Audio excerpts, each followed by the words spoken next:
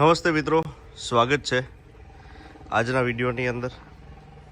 વાતાવરણ એકદમ વરસાદ લાયક થઈ ગયું છે, વલ એટલો ઉતરો છે કે તમે વાત જવા દો। બહાટી ભીનું ભીનું કરી નાખ્યું બધું। જો હા, નકર આસપાસ એટલું ભીનાશ એટલી રહેતી ન હોય, પણ હવે આ ઝાડવામાંથી પવન રાત્રે હોવો જોઈએ, કારણ કે પાંદડા એટલા ખર્યા છે। અને બધું તમને દેખાડું। અત્યારે કેટલાય લોકોને વલ એટલે હું ખબર ન હોય, તે જો આ ભીનું થયું, ઝાડવા ઉપરથી પાણી પડે ભરપૂર, બધું ભીનું થઈ ગયું। આની ઉપર મોતિયા બાજી ગયા છે, વરસાદ જ સમજી લો ઝીણો કમથો છે। પાંદડા બાંદડા ના તેને અનોખું વાતાવરણ છે ગજાવરને। આજે આ વાતાવરણમાં થોડી મસ્તી હુજે આપણે, ચાલો એને આપણે લઈ જઈ આગળની બાજુ સામાન કરીને। સામાનને કોઈ દી ધૂળ ન ચડવી જોઈએ, આપણે કહીએ ને હવે સવારી ન થતી હોય તો ધૂળ થાય ને, આપણે સામાનને ધૂળ ક્યારેય ચડે નહીં, રેગ્યુલર સવારી કરતા હોય। અને જો હવે સાફ સફાઈ કરવી પડે, ઓલું રેગ્યુલર વપરાતું હોય તો કંઈ વાંધો ન આવે, પણ થોડોક અફસોસ થાય, પણ શું કરવું, એમાં તો કુદરતી ઘટના થઈ, આપણી થોડી બેદરકારી હોય એ ક્યારેક સ્વીકારવું પડે। તો આવી વાત છે, તો આખો સામાન સફાઈ કરી। જો કે વચ્ચે એન્ડ્યુરન્સમાં એકવાર સેડલને ગયું હતું, પણ છતાં એના સમય થઈ ગયો 10-12 દી, એટલે ફરીથી હવે ગજાવરને તૈયારી કરી, ધીરે ધીરે સેડલ આજે નાખી અને લંજિંગામાં પ્રેક્ટિસ આપી। ત્યાં સુધીમાં તો સરસ એનું પેન આખી બની જશે, અને પછી ઓપનલી આપણે દોડાવવાની ટ્રાય કરશું, યશસ્વીની પણ તાલીમ આગળ વધારીશું। તો ચાલો આજે સરસ નાની એવા ટ્રાયલ રાઇડ તો નહીં કહી શકાય, પણ લંજિંગની પ્રેક્ટિસ સાથેની શરૂઆત કરીએ।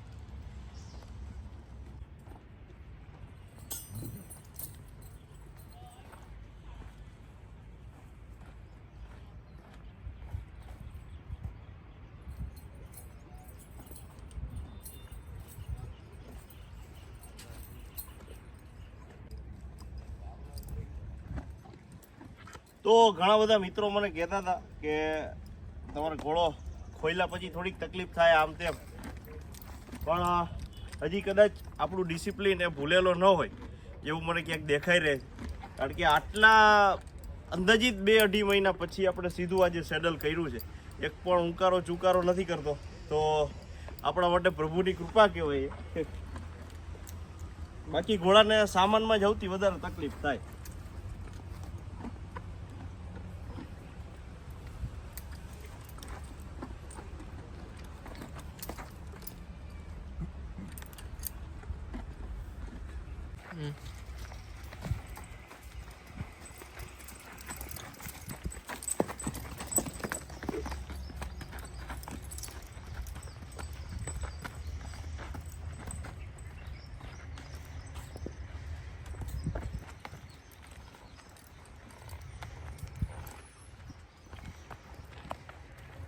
હા,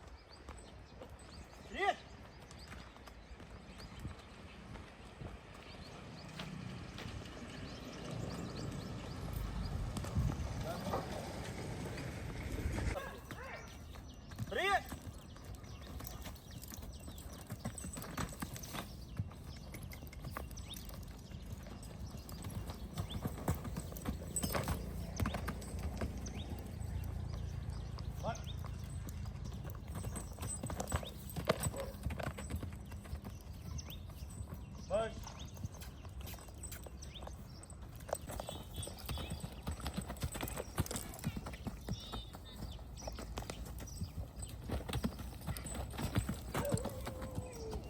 બસ.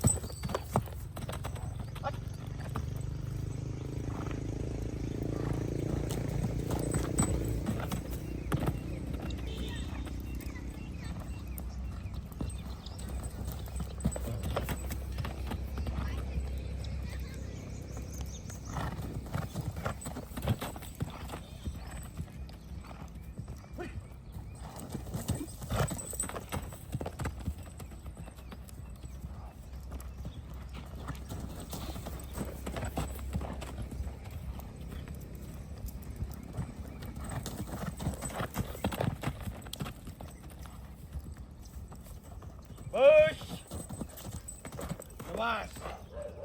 યે.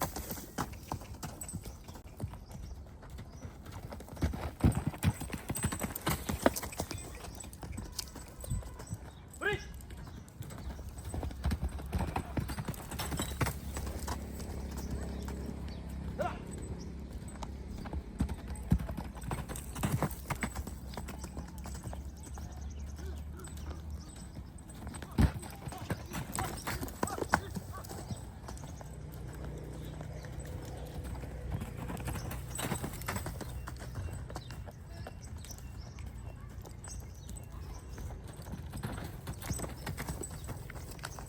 Up.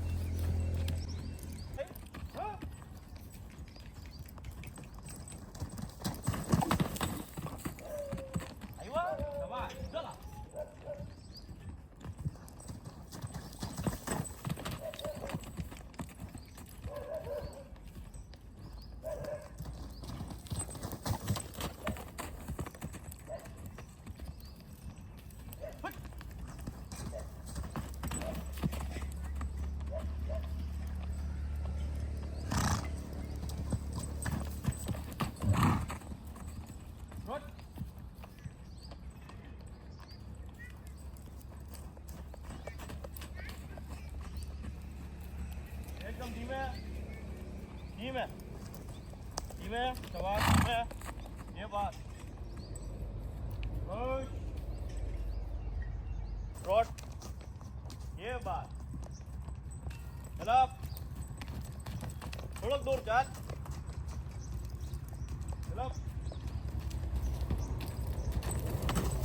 राइट रोड ये बात क्या लीवर मारू तारे चलो घंटा रात हाल आइए हाल हाल दौड़વું છે તારે દોડ હા દોડ જા હાલ હાલ હાલ થાકી ગયો હા આધા આધા લોહી ચડે લોહી બટકા ભરે ચાલો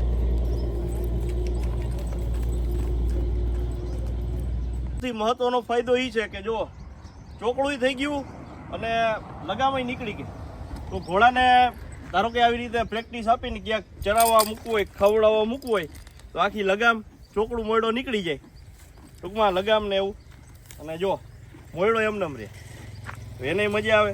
ધીરે ધીરે એને ખવડાવતા આગળ વધીએ તો એ વધારે સારું. આજની આવી સરસ પ્રેક્ટિસ છે. હવે બાકીની વાત તમને વાડીએ પહોંચીને કરું ત્યાં સુધીમાં થોડુંક આ ખવડાવતા જઈએ. ચાલ, કજાવરને નવડાવી દીધો જોરદાર. હવે એ મસ્ત તોફાન આજે ભાગ્યો હરો. વચ્ચે ઘર આવ્યું ને ત્યાંથી તેને લીવર માર્યું. જો આ ઘરથી ભાગ્યો તોડાવી ભગાવીને દયા ડાકણને ખાઈ એના જેવું કામ કરે મારે હારે ને કરવું હું ખોળો હાઈ કે જવા ધુવાણા નીકળે શરીરમાંથી.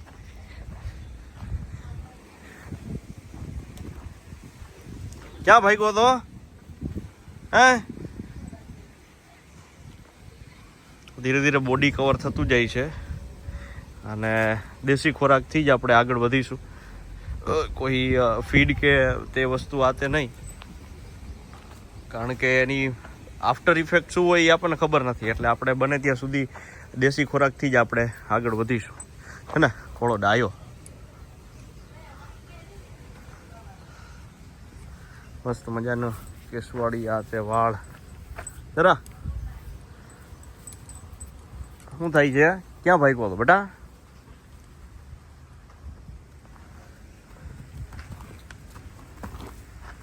જા લે બોલો.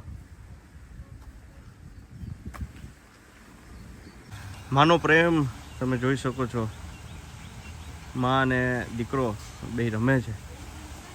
કેટલી ચપળતા આ તે જોયું કેવું છાના છુપા પગે ધીરે ધીરે આવે રમે. અને આ આપણે ત્રણ જુઓ ખરબંદા જોયું. આ પાણી ભર્યું એમાં નથી નાવું, એને ધોરિયામાં નાવું. બોલ